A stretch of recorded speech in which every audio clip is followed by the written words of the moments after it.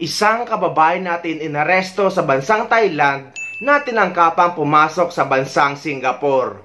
Sinalubong ng NBI paglapag sa NAIA dahil sa ginawang pang-i-scam sa ibang bansa.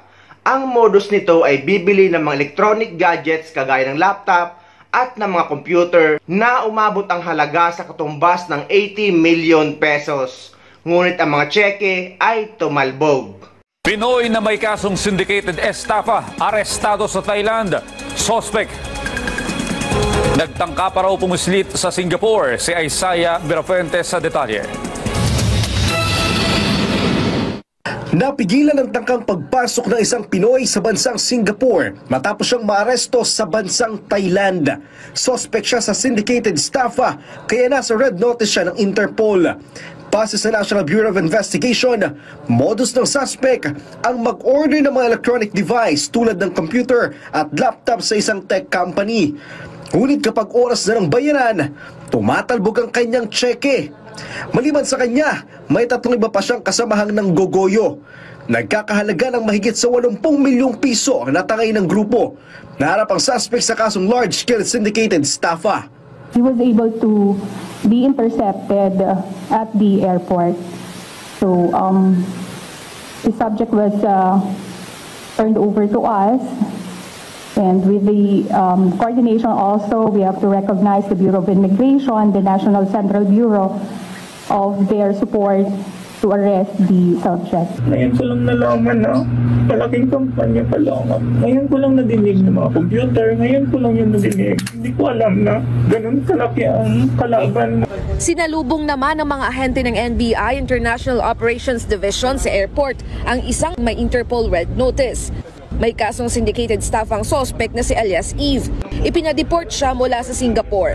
Ayon sa NBI, nang scam umano ang grupo ni alias Eve sa isang tech company kung saan umorder sila ng mga laptop at computer noong 2023. Natangay nila ang halos 80 milyong pisong halaga ng produkto bago nagtago sa ibang bansa. Lahat ng checks, they nag-bounce, no? So no payment was made to the company wherein, but the items were already delivered to them. Mariin namang itinanggi ng sospek ang paratang. Alam ko naman na wala akong kasalanan at naging kaibigan ko lang yung main suspect na hinahanap nila. 3 pang kasabwat ni Eve ang pinaghahanap ng mga otoridad. Iba na talaga ang makabayan natin ngayon na mga scammer at mga manloloko. Dahil hindi na lang sa Pilipinas kundi pati sa ibang bansa. Kagaya rin ito ng 2 kababayan natin na inaresto mismo sa loob ng bangko dahil sa pagtangkang pag-withdraw ng $10 billion gamit ang mga pekeng dokumento. Arestado ang 2 Pinoy sa Hong Kong matapos sumanong tangkaing mag-withdraw ng $10 billion gamit ang mga peking papeles. Kinilala ang suspect na si Ramon Revillosa Jr., 68 years old. Hindi pa naman natutukoy ang pagkakakilanlan ng kasama niya. Pumunta umano ang mga suspect sa bangko para mag-withdraw pero napag-alamang peke ang dala nilang capability letter, guarantee letter at certificate of balance. Tinanggihan naman ang korte ng Hong Kong na makapagpiyansa ang suspect.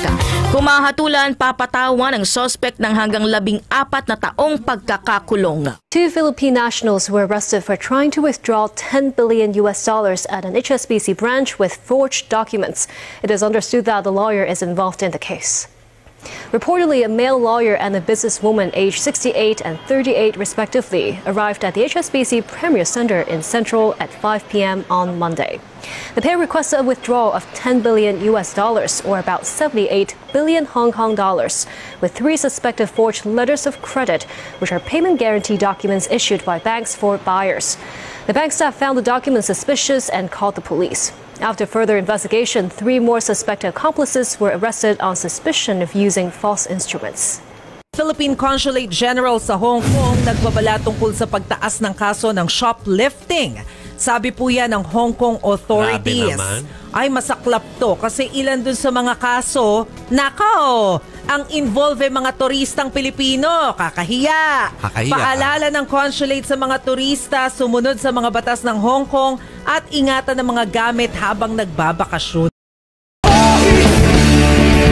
Pinoy ako!